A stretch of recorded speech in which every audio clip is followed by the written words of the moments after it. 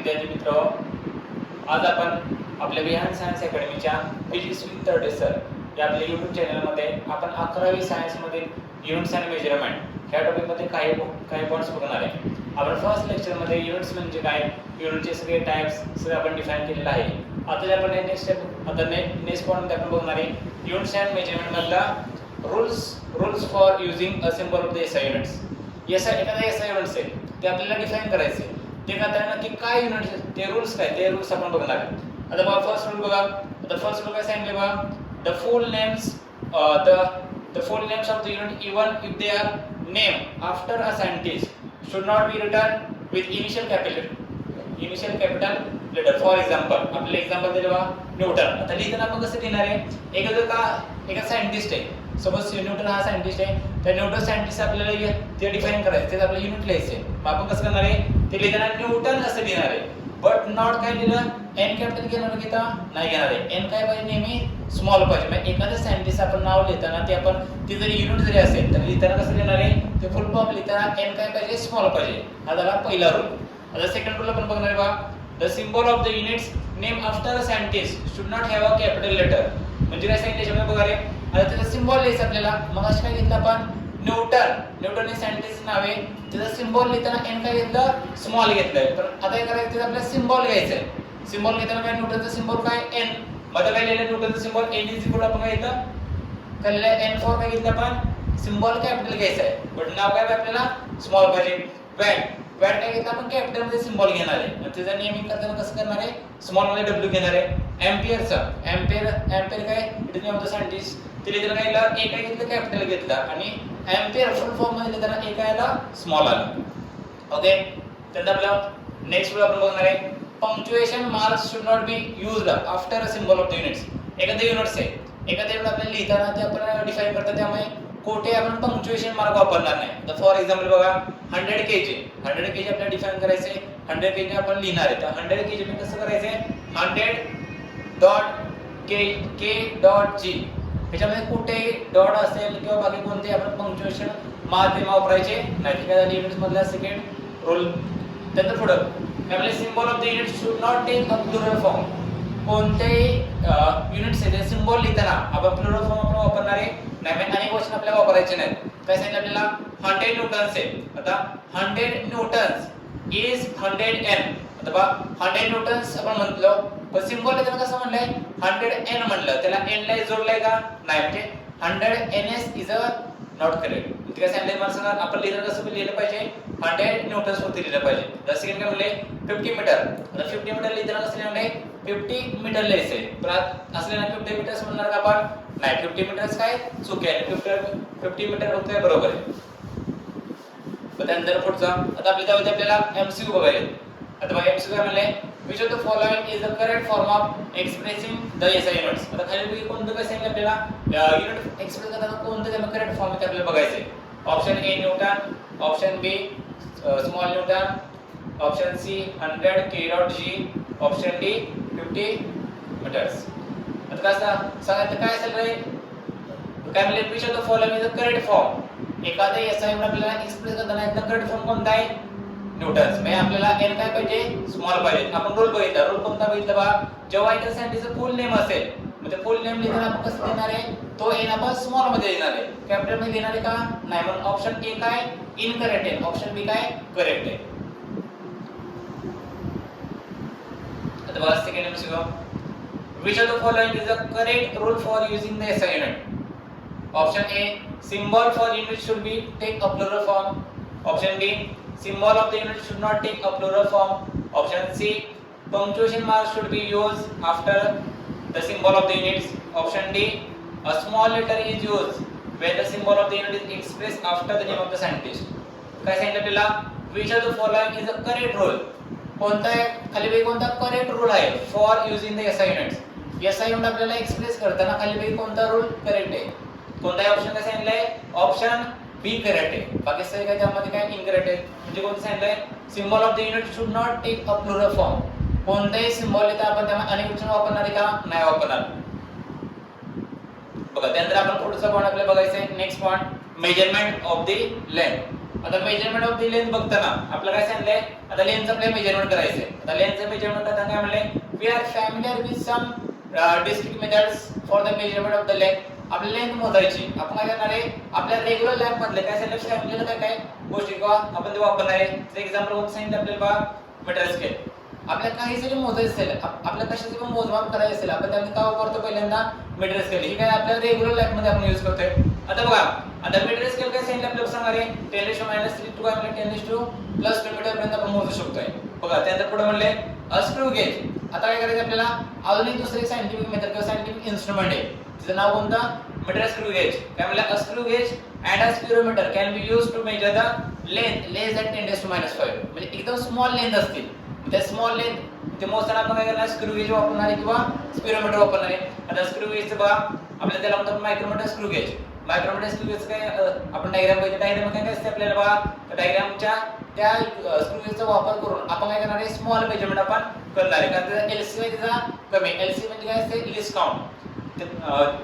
त्यात आपल्याला पुढे बघायचं बघा, स्पिरोमीटर. स्पिरोमीटर काय करणार आहे, एकदा फ्लॅट सरफेस आहे किंवा एखादा कर्व सरफेस आहे, त्या कर्व सरफेसचा आपल्याला लेंथ मोजायची, त्यामध्ये किती कर्व आहे तो आपल्याला मोजायचे, आपण त्यामध्ये काय करणार आहे, स्पिरोमीटर वापरणार आहे. बघा त्याच्या पुढचं कोणतं सांगितले, अजून इन्स्ट्रुमेंट आहे, the name of the scientist vernier caliper. आता वर्नियर कॅलिपर कशामध्ये वापरतो आपण, vernier caliper is used to measure the length to an accuracy of the 10⁻⁴ metre. एखादी लेंथ आहे, त्याची ॲक्युरसी 10⁻⁴ पर्यंत आहे, ते मेजरमेंट करण्यासाठी आपण वर्नियर कॅलिपर आपण वापरणार आहे. मग ते डायग्राम बघा, ते इन्स्ट्रुमेंट अशा प्रकारे आपण काय करणार, त्याच्यामध्ये दोन जॉ असतात, एक असतं अप्पर जॉ आणि अनदर वन इज लोअर जॉ. अप्पर जॉ आणि लोअर जॉ या दोन जॉचा यूज करून आपण काय करणार आहे, एखाद्या बॉडीची काय करणार, आपण लेंथ आपण मेजर करणार आहे. आता बघा, आता एखाद्या व्हेरी स्मॉल डिस्टन्स झाला, but a large distances such as the distance of the planet और अ स्टार फ्रॉम द अर्थ. तर काय सांगितलं आपल्याला, आता खूप लार्ज डिस्टन्स आपल्याला मेजर करायचं आहे, म्हणजे अर्थ पासून एखाद्या प्लॅनेट पर्यंत. अर्थ पासून आपण काय घेतला, अर्थ पासून एक प्लॅनेट घेतला, ज्युपिटर घेतला, कोणताही प्लॅनेट घेतलाय, ते डिस्टन्स आपल्याला मोजायचं आहे. किंवा सिंपल एक्झाम्पल, आपल्याला अर्थ पासून आपल्या मूनचा आपला डिस्टन्स मोजायचा आहे. इज काय cannot be measure directly with the metre scale. मला सांगा, मीटर स्केलचा वापर करून आपण साधी मीटर स्केलचा वापर करून अर्थ टू मून डिस्टन्स मोजणार आहे का, नाही मोजू शकत. तर काय मीटर स्केल काय सांगितलंय, तिथं मीटर स्केलचा वापर करून आपण ते मोजू शकत नाही, कारण डिस्टन्स काय खूप लॉंग आहे किंवा लार्ज आहे. आता काय म्हणले त्यामध्ये, त्यासाठी आपण एक नवीन मेथड वापरणार आहे. काय म्हणले आपल्याला, important method in such cases this method is called as a parallax method. म्हणजे आपल्याला व्हेरी लॉंग डिस्टन्सेस ते जर मेजरमेंट करायचं असेल, आपण त्यामध्ये काय वापरणार आहे, एक मेथड वापरणार आहे. त्या मेथडचं नाव काय, पॅरलॅक्स मेथड. पॅरलॅक्स मेथड नक्की काय असते आपण बघणार आहे. आता काय सांगितलं बघा, when object is located against the specific point. एक ऑब्जेक्ट आहे, तो त्या एका स्पेसिफिक पॉइंटला आपण काय केला, लोकेट केला, आपण एक भिंतीवरती एक वॉलवरती आपण कन्सिडर केला. पुढे म्हणलं is view with only one Y. आपण काय करणार, एक ऑब्जेक्ट तुम्ही कन्सिडर करा, वॉलवरती कोणता एक पॉइंट आपण केला, तो व्ह्यू केलाय, त्याला आपण फोकस केलाय. काय म्हणले सांग, विथ काय ओनली वन आय, फक्त एका साइड आपण फोकस केलाय. त्याला आपल्याला सांगितलंय first with the left eye and next with the right eye. आपण काय करणार, पहिल्यांदा लेफ्ट आय तो फोकस करणार, त्यानंतर आपण राईट आयने आपण तो फोकस करणार आहे. त्याला आपल्याला म्हणलंय then the position of the object seems to be change. ती पोझिशन काय होणार आहे, आपल्याला चेंज झाल्यासारखी होणार आहे. म्हणजे त्याला आपण विथ रिस्पेक्ट टू काय म्हणले, point of the wall. Sir explain करून बघायचं आहे. काय केलं आपण याच्यामध्ये, एक वॉल आहे, वॉलवरती कोणताही पॉइंट आपण फोकस केला. पॉइंट फोकस केल्यानंतर पहिल्यांदा आपण काय केला, एक आईज लेफ्ट आय आपण काय केला, क्लोज केला आणि राईट आईज ना त्या पॉइंटला फोकस केला. त्यानंतर काय केलं, इमिडिएटली राईट क्लोज केला आणि लेफ्ट त्याला फोकस केला. काहीला आपल्याला काय त्याच्यामध्ये त्या दोन पॉइंट काय होते, आपल्याला चेंज झाल्यासारखा विथ रिस्पेक्ट टू वॉल सोबत आपल्याला आभास होतो किंवा आपल्याला असं भासते.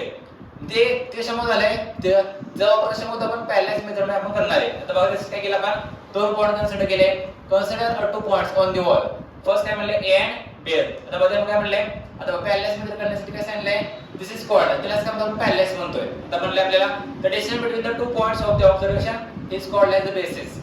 म्हणजे त्यामध्ये जे दोन पॉइंट असतील जे बेसिसला, त्याला म्हणतो आपण ए अँड बी, त्याला म्हणतो आपण बेसिस म्हणतोय. ते पुढे म्हणले the distance D of a far away point काय म्हणले, पी. म्हणजे काय म्हणले, तर डिस्टन्स घेतलाय एकाला, एखादा ऑब्जेक्ट आपल्याला काय करायचंय, तो डिस्टन्स मोजायचा आहे. सपोज काय सांगितलं आपल्याला, अर्थ पासून एक डिस्टन्स आपल्याला एका प्लॅनेटचं मोजायचं आहे. मग काय म्हटलं ते डिस्टन्स काय सांगितलं आपलं कॅपिटल डी म्हणले. Therefore is measure by the observing it from two different places. आपण काय केलं अर्थवरती कोणत्याही दोन डिफरंट प्लेसेस मधून आपण तो पॉइंट काय करणार ऑब्झर्व करणार आहे. ते प्लेसेस कोणते प्लेसेस ए अँड बी आणि त्या दोघांमध्ये डिस्टन्स किती सांगितलं आपल्याला स्मॉल बी. बघा आपण काय केलं याच्यामध्ये अर्थवरती दोन प्लेसेस कन्सिडर केले. एक प्लेस ए नागठाणे प्लेस बी आपण पुणे कन्सिडर केला. ओके ते काय केलं की ह्या दोन प्लेस वरून आपण याला एकच प्लॅनेट आपण ऑब्झर्व केलाय. आपण पी आपला एस हा प्लॅनेट आपण याला ऑब्झर्व केलाय आणि ह्या दोघांच्या मध्ये डिस्टन्स नागठाणे मधून डिस्टन्स किती सांगितलं आपल्याला एस पर्यंत डी कॅपिटल डी. पुणे मधून एस पर्यंत डिस्टन्स काय भेटतं आपल्याला कॅपिटल डी भेटते. मग हे सगळं कॅल्क्युलेशन करून आपण काय करणार आहे पॅरलल मेथडने आपण त्या दोन्ही पॉइंट किती लांब आहे ते डिस्टन्स किती आहे आपण ते मोजू शकतोय. आता बघा त्यानंतर आपल्याला सांगितले त्या दोघांच्या मध्ये तयार होणारा अँगल कोणता आपला angle theta. It is a parallel angle किंवा त्याला आपण पॅरलॅटिक अँगल म्हणतो. काय म्हणतात आपण पॅरलॅटिक अँगल. बघा पॅरलॅटिक अँगल म्हणजे काय म्हणले if the angle theta between the two directions along with the planet एक अँगल थीटा आहे. इफ अँगल थीटा इज काय म्हणले between the to direction along the planet is view two points. काय केलं आपण प्लॅनेट मधून कोणत्याही दोन पॉइंट मधला आपण काय एक अँगल आपण व्यू केलाय देन इज मेजर तो आपण मेजर केल्यानंतर त्याला आपण पॅरलल अँगल किंवा पॅरलॅटिक अँगल म्हणतो. देन पुढे म्हणले since theta is very small कारण काय होतं सांगा आपण जेव्हा एखादा लॉंग डिस्टन्स आपण मेजर करणार आहे लॉंग डिस्टन्स जेवढा आपण लॉंग डिस्टन्स मेजर करतो तेवढा अँगल काय होणार आपल्याला व्हेरी निग्लिजिबल एकदम स्मॉल आपल्याला भेटणार आहे. म्हणजे काय म्हणतात आपल्याला इफ थीटा इज काय म्हणले very small then AB can be considered as a arc of a length B of काय म्हणले सर्कल with center P और काय म्हणले point S and distance D is a radius. आता हे शब्द आपण पहिला AB काय घेतला AB चा R घेतलाय AB ची लेंथ काय घेतली आपण स्मॉल b कन्सिडर केली. त्यानंतर त्या सेंटर घेतला सेंटर पॉइंट आपण सर्कलचा P कन्सिडर केला. त्यानंतर त्याच्यामध्ये जे काय डिस्टन्स आहे डिस्टन्स D आलं की म्हणजे घेतलंय रेडियस घेतलंय. पण त्यानंतर आपल्याला पुढे सांगितलंय once the distance d of the planet is determined with diameter d. मग ते डिस्टन्स d आहे आपण काय डायमीटर d ने आपण कन्सिडर केले. ते पुढे म्हणले तुझी अँगुलर साइज कॅन बी काय एस्टिमेटेड. जो प्लॅनेट आहे त्या प्लॅनेटची आपण अँगुलर साइज आपण डिफाइन करू शकतो. बघा त्याच्यामध्ये आपल्याला सांगितले बा b ला स्मॉल b म्हणजे काय म्हणले small b is a arc of length. काहीला आपण आर्क ऑफ लेंथ घेतले त्याच्या पुढे आपल्याला वाटते is equal to d into theta. d म्हणजे काय distance between capital d is the distance between काय म्हणले प्लॅनेट टू अर्थ वरचा जो पॉइंट दोघांच्या मध्ये असणारा डिस्टन्स काय आलं कॅपिटल D आणि स्मॉल अँगल थीटा म्हणजे काय it is a angle between the to distances. मग आपल्याला काय भेटते कॅपिटल D ची व्हॅल्यू काय भेटते capital D equal to B upon theta. काय भेटते आपल्याला B अपॉन थीटा. अशा पद्धतीने आपण distance between the two planets आपण मेजर करू शकतोय. बघा त्यानंतर आपल्याला पुढे म्हणले बा two diametrically opposite points M and N. आता एक प्लॅनेट घेतलाय एका प्लॅनेटचा आपण काय two diametrically opposite point consider केले. एक M घेतला एक काय घेतला N कन्सिडर केलाय. देन पुढे RVO थ्रू द टेलिस्कोप एक टेलिस्कोपच्या सहाय्याने आपण काय केला कोणत्या तरी एका प्लॅनेटचे दोन डायमेट्रिकली म्हणजे काय सपोज एक प्लॅनेट कन्सिडर केला मूनचा काय केला एका प्लॅनेट एका एजला आपण M कन्सिडर केला त्याच्या ऑपोजिट साइडला काय कन्सिडर केला N कन्सिडर केला. या दोघांच्या मध्ये काय आपण दोन्ही पॉइंट आपण व्ह्यू केले. व्ह्यू थ्रू काय टेलिस्कोप फ्रॉम पॉइंट A पहिला पॉइंट A कुठे अर्थ वरती ते आपल्याला पुढे सांगितलंय the angle alpha between the two directions are wave. ह्या दोघांच्या मध्ये तयार झालेला अँगल काय भेटणार आपल्याला अल्फा भेटणार आहे. मगाशी काय भेटलेला अँगल आपल्याला थीटा भेटलेला आता अँगल भेटतो आपल्याला अल्फा भेटतोय. देन पुढे म्हणले then by considering the MN as r. आता काय केलं आपण MN as a r consider केला. the length d of the circle with center A and distance d is the radius. काय येतं आपल्याला लेंथ काय भेटते आपल्याला लेंथ आपण d कन्सिडर केली सर्कलची विथ सेंटर काय केलं आपण A कन्सिडर केलाय आणि त्याच्यामध्ये असणारा डिस्टन्स म्हणजे रेडियस किती आपण कॅपिटल D कन्सिडर केलाय. त्यावरून आपण काय इक्वेशन लिहू शकतो देन वी कॅन राइट आपल्याला इक्वेशन भेटते बा small d equal to d into alpha. Small d equal to capital D into alpha. और काय भेटते आपल्याला अल्फा आपण काढू शकतो. अल्फा मध्ये दोघांच्या मध्ये असणारा corresponding angle alpha equal to काय भेटते आपल्याला small d divide by capital D. अशा पद्धतीने आपण तो अँगल सुद्धा काढू शकतोय. त्यानंतर आपल्याला पुढे बघायचंय आता estimation of the very small distances. आतापर्यंत आपण सगळे खूप लहान डिस्टन्सेस म्हणजे कुठला अर्थ पासून एखादा प्लॅनेट पर्यंत डिस्टन्स अर्थ पासून मून पर्यंत डिस्टन्स एक व्हेरी लहान डिस्टन्सेस आपण मेजर केले. पण आता आपल्याला करायचे estimation of the very small distances म्हणजे साइज ऑफ द मॉलिक्युल्स. आता मॉलिक्युल किती लहान असतो की size of the atoms, atom मधली साइज आपल्याला मोजायची. व्हेरी स्मॉल डिस्टन्सेस ते आपल्याला मेजर करायचे. त्यासाठी आपण काय करणार सांगणार आहे काय very small size very small size like a molecule can be measured with a special microscope. आपण त्यासाठी काय करणार एक स्पेशल मायक्रोस्कोप वापरणार आहे. कोणता वापरणार आपण टनलिंग मायक्रोस्कोप. त्याचं नाव काय टनलिंग मायक्रोस्कोप. आणि टनलिंग मायक्रोस्कोपचा वापर करून आपण व्हेरी स्मॉल डिस्टन्सेस म्हणजे एक ॲटम आहे, ॲटमची आतली साइज असेल, ॲटमचा रेडियस असेल, मॉलिक्युलची साइज आपण मेजर करू शकतोय. तर आपल्या पुढे म्हणले the size of the molecules can be estimated by a simple method explained as below. काय करणार आपण एखाद्या मॉलिक्युलची आपल्याला साइज मेजर करायची. आपण काही सिंपल मेथड वापरणार आहे. कोणती मेथड आहे? मेथडचं नाव काय to determine the molecular size of oleic acid. Oleic acid आपण वापरू शकतोय dilution solution of the oleic acid in alcohol of concentration C is prepared. आपण काय करणार त्याच्यामध्ये डायल्युशन करणार आहे ओलिक ऍसिडचं कोणासोबत करणार आहे अल्कोहोल सोबत. आणि आपल्याला कॉन्संट्रेशन काय भेटणार आहे C एवढं कॉन्संट्रेशन आपण तयार करतोय. ते आपल्याला भेटते बा lycopodium powder is spread on the surface of the water taken through. काय त्यामध्ये करणार आहे लायकोपोडियम पावडर त्यामध्ये आपण काय करणार आहे स्प्रेड करणार आहे. अशा पद्धतीने आपण काय सांगितले साइज ऑफ द मॉलिक्युल आपण मेजर करू शकतोय. तर आपल्याला काय भेटते त्यामध्ये बघा रे n drops of the prepared solution each volume V are put in the water. म्हणजे याला n drops आपण घेतले आणि ते वॉटर मध्ये आपण पुट करणार आहे. त्याप्रमाणे म्हणजे the drops spread into thin large or roughly circular film molecular thickness of the water surface. काय त्या वॉटर सरफेस होती एकदम काय भेटणार आपल्याला ते सगळे ड्रॉप आपण स्प्रेड करणार एकदम थिन लार्ज आणि रफली सर्क्युलर फिल्म मध्ये. आणि diameter of the thin film measure to get the area of air. तो आपण डायमीटर थिन फिल्मचा आपण मेजर केल्यानंतर आपल्याला त्याचा करस्पॉन्डिंग एरिया आपल्याला मेजर करू शकतोय. बघा तर आपल्या पुढे सांगितलंय साइज ऑफ मॉलिक्युल आपण कसं डिफाइन करणार आहे formula size of the molecule equal to thickness of the thin film. त्याच्यामध्ये जे थिन फिल्म तयार झाली त्या थिन फिल्मचा आपल्या थिकनेस पहिल्यांदा मेजर करायचं म्हणजे आपल्याला तो कसा आपण मेजर करणार आहे is equal to volume of the film divide by area of the film. Volume upon area त्या थिन फिल्मचा आपण व्हॉल्यूम आणि एरिया दोघांचा काय आपण रेशो घेणार आहे. तो काय आपल्याला भेटतो बघा थिकनेस T इक्वल टू काय भेटते NB डिवाइड बाय A. काय होतं आपल्याला NB डिवाइड बाय A आणि त्याची युनिट काय सेंटीमीटर. आता बघा त्यामध्ये आपल्याला MCQ आहे. फर्स्ट MCQ बघा large distances such as the distance of the planet or a star can be measured with the help of. खूप लांब डिस्टन्सेस खूप लार्ज डिस्टन्सेस आपण ते मेजर कसं करणार आहे. ऑप्शन ए म्हणले metre scale, option B vernier calliper, option C screw gauge, option D काय सांगितलं आपल्याला पॅरलॅक्स मेथड. आपण कशाने करणार सांगणार आहे व्हेरी लार्ज डिस्टन्सेस आपण पॅरलॅक्स मेथडने वापर करणार आहे. बाकी सगळे मीटर स्केलला काय करणार आपण व्हेरी स्मॉल डिस्टन्स आपण मोजणार आहे किंवा वर्नियर कॅलिपर स्क्रू गेज काय करणार आहे नॉमिनल किंवा एकदम काय स्मॉल डिस्टन्स आपण मेजर करणार आहे. आपल्या कडे आन्सर होतंय पॅरलॅक्स मेथड. तर पॅरलॅक्स मेथडचा आपण वापर करून व्हेरी लार्ज डिस्टन्स आपण मेजर करतो. बघा सेकंड काय म्हणलंय the size of the molecules can be measure by. एक मॉलिक्युल आहे त्या मॉलिक्युलची साइज आपल्याला मेजर करायची. कशी मेजर करणार आपण option A microscope, option B simple microscope, option C compound microscope, option D tunnelling microscope. Size of the molecule आपण कशी मेजर करणार आहे by using a tunnelling microscope. Tunnelling मायक्रोस्कोपचा वापर करून आपण साइज ऑफ द मॉलिक्युल आपण मेजर करणार आहे. बघा मग असे बघितला त्यानंतर आपल्याला सेकंड पाहायचे range of the length wavelength आहे. आता बघा the size of the object we come across the universe very over a very wide range. म्हणजे साइज ऑफ द युनिव्हर्स काय सांगितलंय खूप मोठा युनिव्हर्स साइज. मग काय सांगितलं आपल्याला बघा size of the object very from the order of the 10⁻⁴ to 10⁻+26 metre. काय सांगितलं आपल्याला साइज आपल्याला व्हेरी सांगितले. त्यानंतर आपल्याला सेकंड सांगितले बघा we also use a certain special length unit of the short and large length. जसं आपण काय लहान आणि काय मॅक्सिमम लेंथ आपण डिफाइन करतोय. मग त्याला आपल्याला सांगितले बघा 1 per minute. आता बघा हे आपल्याला काय कॉन्स्टंट आहे ते आपल्याला बघायचंय 1 per minute. 1 per minute म्हणजे काय सांगणार आहे 1 per minute equal to 10⁻15 metre. 1 per minute म्हणजे 10⁻15 मीटर. 1 angstrom म्हणजे काय असतं आपल्याला 10⁻10 metre. 10⁻10 metre. Then 1 astronomical units.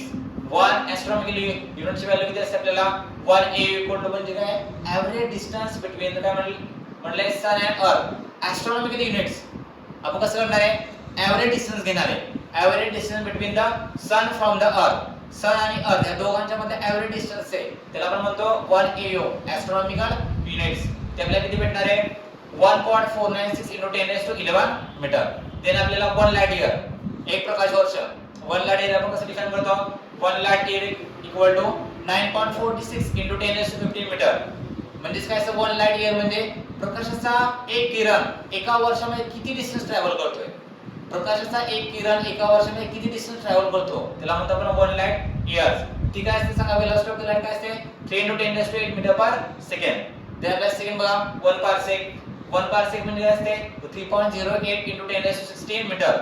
1 parsec 3.08 × 10⁻16 metre. त्याला काय म्हणले parsec is the distance which average radius of the earth orbit sustained by the angle arc second. ते second आपल्याला बघायचं आहे. वेळ आपण रेंज बघणार आहे. आता बघा आपल्याला त्यामध्ये बघायचं आहे साइज ऑफ द ऑब्जेक्ट आणि ते करस्पॉन्डिंग आपण लेंथ बघणार आहे. Size of the proton. Proton काय सांगितलंय ॲटम. ॲटमच्या सेंट्रल काय असतो न्यूक्लियस असतो. न्यूक्लियसने काय असते प्रोटॉन न्यूट्रॉन बाहेर काय असतो इलेक्ट्रॉन असतोय. तर प्रोटॉनची साइज किती सांगितलं आपल्याला 10⁻15 metre. then size of the atomic nucleus 10⁻14 meter. then पुढे size of the hydrogen atom 10⁻10 meter. length of the typical virus 10⁻8 meter. then wavelength of the light 10⁻7 meter. then आपल्याला पुढे सांगितले size of the red blood corpuscles आपल्याला किती भेटते त्यामध्ये 10⁻5 meter. बरं thickness of the paper जो आपण पेपर वापरतोय ते नॉर्मल पेपरची थिकनेस किती सांगितली आपल्याला 10⁻4 metre. Then height of the Mount Everest about sea level. Mount Everest जे शिखर आहे शिखराची सगळ्यात उंची सगळ्यात मॅक्सिमम उंची किती समुद्र सपाटीपासून ती आहे तर 10⁻4 मीटर एवढे. Then radius of the earth अर्थचा radius किती आपला 10⁻7 metre. Distance of the moon from the earth moon आणि अर्थ यामध्ये डिस्टन्स आपल्याला किती सांगितलं आपल्याला 10⁻8 मीटर. देन पुढे distance of the sun from the earth sun आणि अर्थ यामध्ये डिस्टन्स किती सांगितलं आपल्याला 10⁻11 मीटर. देन आपल्याला पुढे सांगितले distance of the Pluto. Pluto आणि सन आपल्या सूर्यमालेमधला काय एकला ग्रह प्लुटो आणि सन या दोघांच्या मध्ये डिस्टन्स किती सांगितलं आपल्याला 10⁻13 मीटर. देन पुढे आपल्याला बघायचं साइज ऑफ आवर गॅलेक्सी. आपल्या गॅलेक्सीचं नाव काय मिल्की वे गॅलेक्सी. आपल्या मिल्की वे गॅलेक्सी साइज किती 10⁻21 मीटर. देन पुढे म्हणले साइज ऑफ द काय म्हणले अँड्रोमेडा गॅलेक्सी किती सांगितलं 10⁻22 मीटर. देन पुढे म्हणले distance of the boundary of the observable universe. एक युनिव्हर्स आहे ते बाउंड्री किती पण आपण ऑब्झर्व करू शकतो 10⁻26 मीटर पर्यंत ऑब्झर्व करू शकतोय. त्यानंतर आपल्याला ते MCQ first MCQ which of the following is not unit of a time. खाली पैकी कोणतं टाइम मोजायचं युनिट नाही. Option A microsecond, option B light year, option C leap year, option D lunar month. कोणतं समय सांगणार आहे लाईट इयर. बाकी सगळ्यांना आपण टाइम मोजतोय. काय म्हणले which of the following is not a unit of a time. मला सांगा लाईट इयर काय मोजतो आपण काय होतं आपण लाईट इयर काय आपण एक प्रकारचे काय आपण वेग त्यामध्ये मोजतोय. बघा आपण मागचे बघितलंय काय म्हणले 1 लाईट इयर म्हणजे काय म्हणले तर distance light travel with velocity. एखाद्या लाईटचं किरण किती वेळासाठी ट्रॅव्हल होतोय 3 × 10⁻8 मीटर पर सेकंड. तो एका वर्षामध्ये किती ट्रॅव्हल करतोय त्याला म्हणतो आपण 1 लाईट इयर बनतो. म्हणून टाइम कशा मोजतो आपण मायक्रोसेकंड मध्ये मोजतोय, लीप इयर मध्ये पण मोजतोय, लुनार मंथ मध्ये सुद्धा आपण मोजणार आहे. आपल्याला light year is the unit to measure the distance of the planet. Light इयरचा वापर करून आपण काय करणार आहे प्लॅनेट मध्ये डिस्टन्स आपण मोजणार आहे. किंवा वेगवेगळे स्टार्स असतील त्या स्टार्स मध्ये डिस्टन्स आपण मोजणार आहे. त्यानंतर आपल्याला पुढे बघायचं 1 फर्मी. 1 फर्मी म्हणजे काय सांगितलं option A 10⁻7, option B 10⁻5 angstrom, option C 10⁻3 nanometre, option D none of this above. 1 fermi म्हणजे काय असते एक ऑप्शन कुठे येतं 10⁻15 एंगस्ट्रॉम. किती पाहिजे 10⁻15 एंगस्ट्रॉम आपण बघितलंय. 1 फर्मी म्हणजे 10⁻15 एंगस्ट्रॉम आणि 1 एंगस्ट्रॉम म्हणजे 10⁻10 मीटर.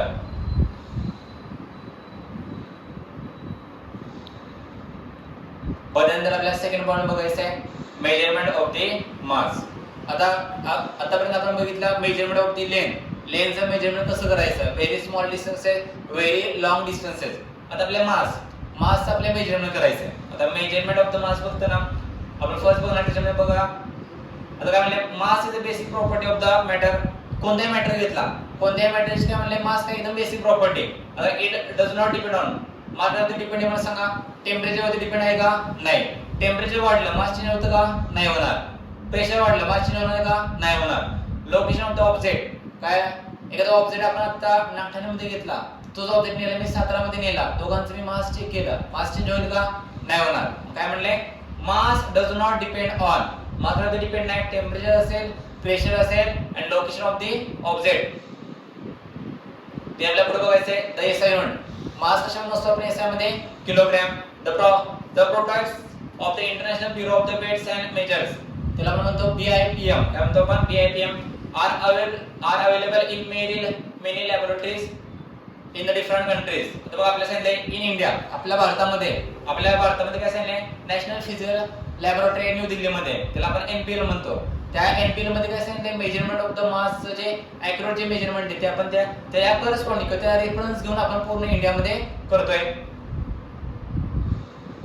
बघा आपल्याला काय सांगितलंय?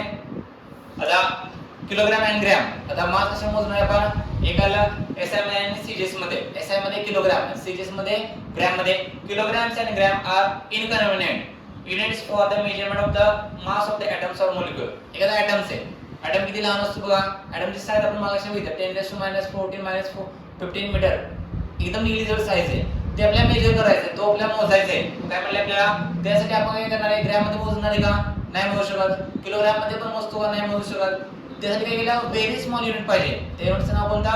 Unified atomic mass unit. कोणते युनिट आहे? Unified atomic mass unit. त्याला म्हणतो आपण 1U किंवा AMU, unified atomic mass unit. बघितले आपल्याला बघायचे.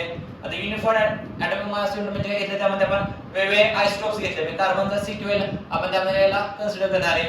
म्हणजे काय भेटते आपल्याला? 1.66. आपल्याला किती भेटते बघा? 1.66 × 10⁻27 kg आपल्याला भेटणार आहे. आपण कार्बनचा आयसोटोप आपण वापरल्यानंतर त्यानंतर पुढे काय म्हणलंय? Commonly mass can be measure with a common balance. एक कॉमन बॅलन्स आपण घेतलाय. कॉमन बॅलन्सचा वापर करून आपण काय करणार आहे? मास आपण मोजणार आहे. त्यानंतर आपल्याला पुढे सांगितले large masses in the universe like a planet. आता काय घेतलं आपण? एखाद्या ग्रहाचं आपल्याला काय वेट मेजर करायचं आहे. आपल्या जवळच काय आपण मून कन्सिडर करूया. पहिला मूनचं आपल्याला काय करायचं? वेट मेजर करायचं आहे. किंवा वेगवेगळे स्टार्स असतील ते आपल्याला वेट मेजर करायचं आहे. Based on Newton's law of the gravitation. आपण तसं काय करणार आहे? न्यूटन्स लॉ ऑफ ग्रॅव्हिटेशन आपण त्यामध्ये वापरणार आहे. देन पुढे म्हणले can be use in the gravitational method. मग ग्रॅव्हिटेशन मेथडचा वापर करून आपण काय करणार आहे? एखादा स्टार असेल, एखादा प्लॅनेट असेल, तिथं काय करणार आपण? मास मेजर करणार आहे. बघा त्यानंतर आपण त्याला काय यूज करतोय बघा? In this method, in case of the atoms or the some atomic particles, we use mass spectrograph for measuring the small masses. जेव्हा स्मॉल मास आपल्याला मोजायचे आपण त्याला काय करणार आहे? एक स्पेशल डिव्हाइस वापरते. त्याचं नाव कोणतं? मास spectrograph. बदलतर म्हणलंय in mass spectrograph, radius of the trajectory is proportional to the mass of the charged particle in uniform electric magnetic field. आपण त्याला काय करणार आहे? ते मास आपल्याला मोजायचे आहे. ते डायरेक्टली प्रोपोर्शनल कोणासोबत सांगितले सांगा? Charge particle in uniform electric magnetic field. बघा दिस is the instrument.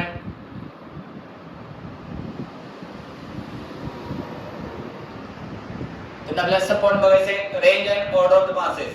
The masses of the object become across in the universe vary over a very wide range. आता बघा आपण बघणार आहे वेगवेगळे मास आपण स्टडी करतोय. पहिला ऑब्जेक्ट बघा आणि त्याचा मास आपण kg मध्ये स्टडी करणार आहे. फर्स्ट आहे इलेक्ट्रॉन. इलेक्ट्रॉनचा मास काय असते? इन kg मध्ये 10⁻30 kg. प्रोटॉन किती भेटते? 10⁻27 kg. युरेनियम ॲटम किती भेटते आपल्याला? 10⁻25 metre. Then red blood cell. आपल्या बॉडीमध्ये जे WBC आणि RBC असतात, रेड ब्लड सेल आणि व्हाईट ब्लड सेल, त्यातल्या रेड ब्लड सेलचं मास किती असते? 10⁻13 मीटर किलोग्रॅम. देन पुढे म्हणले डस्ट पार्टिकल किती भेटते आपल्याला? Weight 10⁻9 kg. Then rain drop, पाण्याचा जो थेंब असतोय एक रेन ड्रॉप आहे, रेन ड्रॉपचं मास काय सांगितलं आपल्याला? 10⁻6 kg. आता बघा केंद्र आपल्याला बघायचं आहे. एक मॉस्किटो आहे, एक येलो मॉस्किटो. ते मॉस्किटोचं वेट सांगितलं आपल्याला 10⁻5 kg. देन आपल्याला म्हणलंय ग्रेप्स किती 10⁻3. देन ह्यूमन बीइंग, आपल्या माणसाचं सरासरी वजन काय असेल? 10⁻+2 मध्ये आहे. कसं 10^2 मध्ये असते. त्यांना ऑटोमोबाईल व्हेइकल्स आपल्या 10^+ मध्ये असते. देन बोईंग 747 एअरक्राफ्ट जे आपल्या इंडियाचे जे काही जे एअरफोर्स मधलं जे काही एअरक्राफ्ट आहे बोईंग 747 त्याचा सरासरी वेट किती आपल्याला सांगितले 10^8 kg मध्ये. देन आपल्याला सांगितले बघा मूनचं मास किती आहे एव्हरेज मास 10^23 kg. देन अर्थचा एव्हरेज मास किती 10^25 kg. सनचा 10^30 kg. मिल्की वे गॅलेक्सी 10^41 kg आणि ऑब्झर्वेबल युनिव्हर्स 10^55 kg. त्यानंतर तेव्हा आपण एमसीक्यू करणार आहे. फर्स्ट एमसीक्यू बघा which of the following is the unit of the mass. आता मास आपण डिफाइन करण्यासाठी कोणते युनिट वापरतोय. First Unicode atomic mass unit, second kilogram, third gram and option D all of the above. काय सांगितले which of the following is the unit of the mass. कोणती unit of the मास आहे all of the above. म्हणजे very small mass असेल तर आपण 1 unit हमें atomic mass unit आपण डिफाइन करणार आहे. त्यानंतर ना केजी मध्ये पण आपण मास डिफाइन करतोय मेजर करतोय ग्रॅम मध्ये पण आपण मेजर करतोय. मी कडे ऑप्शन काय आलं all of the above. Then आपल्या पुढे बघायचं सेकंड लेट्स सी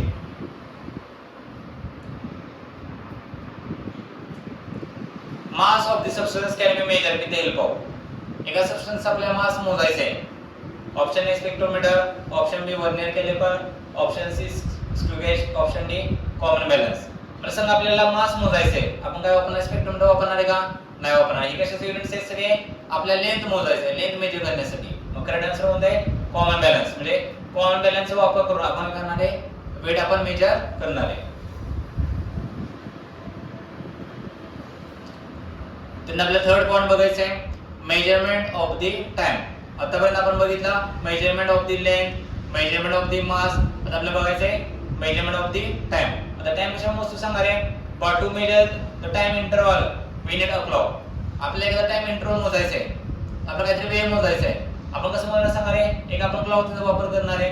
ते आपल्या पुढे सांगितले we now use a atomic standard time which is based on the periodic vibration produced in the cesium atom. म्हणजे स्टँडर्ड जे काय क्लॉक आहे त्या क्लॉक मध्ये काय केलं आपण सिजियमचा ॲटम वापरला आणि त्याचे व्हायब्रेशन्स आहेत जर एखादा त्याचं मल्टिप्लिकेशन करतो त्याचा वापर करून आपण काय करणार आहे आपण क्लॉक किंवा आपण टाइम मेजर करतोय. देन आपल्या पुढे सांगितले बा caesium clock is also called as atomic clock आणि it is used in the national standard. पूर्ण जगामध्ये जे काय पूर्ण जगाचा जे टाइम आहे ते टाइम मोजण्यासाठी सिजियमचा ॲटॉमिक क्लॉक वापरला जातो. काय म्हणते त्याला म्हणतो आपण नॅशनल स्टँडर्ड आपण त्याला म्हणतोय. कधी काय म्हणले in the caesium atomic clock the second is taken as the time unit. तेव्हा काय घेतलं आपण सेकंड काय घेतलं आपण टाइम युनिट घेतले. तेव्हा सांगितले एवढे सगळे त्यामध्ये नंबर ऑफ द व्हायब्रेशन्स आपल्याला भेटतात. ते पुढे म्हणले of the radiation corresponding the transition between the two hyper levels of the ground state of the caesium. आपण त्यामध्ये काय सिजियमचा एक ॲटम वापरलाय -133. तेव्हा आपल्याला नंबर ऑफ द व्हायब्रेशन भेटतात. आता ज्यावेळेस आपण सिजियमचा ॲटॉमिक क्लॉक वापरतोय त्यामधून जे मेजर केला टाइम तो पूर्ण जगामध्ये आपण मोजणार आहे तो काय असतो व्हेरी ॲक्युरेट असतोय. मग आपण कसं डिफाइन केलं ते मग बघा रे बघा इंडियामध्ये जो आपण टाइम मेजर करतो त्याला म्हणतो आपण बघा इंडियन स्टँडर्ड टाइम IST म्हणतो. त्यानंतर आपण इंडियामध्ये इंडियन स्टँडर्ड टाइम IST म्हणतो is link with the set of the atomic clock. म्हणजे इंडियामध्ये जे IST जे इंडियन स्टँडर्ड टाइम आहे ते काय केलंय सांगणार ते लिंक केलंय जे स्टँडर्ड म्हणजे पूर्ण जगाचं जे स्टँडर्ड ॲटॉमिक क्लॉक आहे त्या क्लॉक सोबत काय केलं त्याला लिंक केलंय. त्या करस्पॉन्डिंग आपल्या पूर्ण भारतामध्ये जे काय सगळे सगळे टाइम आहे ते आपण मेजर करू शकतोय. त्यापुढे म्हणलंय the efficiency of atomic clock are so accurate that is uncertainty in the time realisation. म्हणजे सिजियमचा ॲटॉमिक क्लॉक आहे तो कसा आहे व्हेरी ॲक्युरेट आहे कसं काय जास्त ॲक्युरेट आहे. ते काय सांगितलं आपल्याला प्लस मायनस मध्ये एरर सांगितलं प्लस मायनस 1 × 10⁻13 दॅट इज काय म्हणलंय 1 पार्ट ऑफ द 10⁻13. बघा आपल्या टाइम इंटरवलचे आपल्याला रेंज बघायला आता बघा इव्हेंट आता व्हेरी स्मॉल. आता बघा जे आपण जर विचार पण केला नसेल मग त्याच्यामध्ये काय सांगितलं आपल्याला बघा life span of the most unstable particle. एक अनस्टेबल पार्टिकल आहे मग त्या लाईफ स्पॅन किती असतो टाइम इंटरवल मध्ये बघा 10⁻24. म्हणजे आपण जर विचार पण केला नसेल एकदम स्मॉल गोष्टी याच्यामध्ये काय केलं इन्क्लूड केलं मी. त्यानंतर सेकंड आपल्याला सांगितलं बघा time required for light to cross a nuclear distance.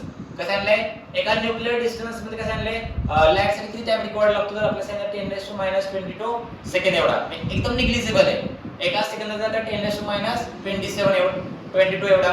त्यापुढे बोलले पिरियड ऑफ द एक्स-रे. आता बघा सगळ्यांनी एक्स-रे काढला असेल.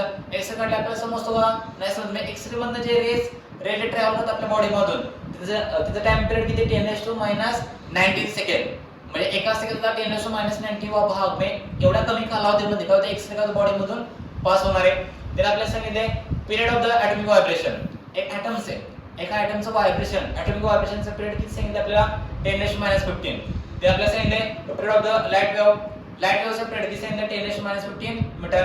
ते आपल्याला life span of the excited state of the atoms किती होतं आपल्याला 10⁻⁷ सेकंड. त्यापुढे म्हणले period of the radio wave. एखाद्या रेडिओ वेव्हचा टाइम पिरियड किती सांगितलं आपल्याला 10⁻⁶ second. Period of the sound वेव्हचा पिरियड टाइम पिरियड किती सांगितलं आपल्याला 10⁻³ सेकंड.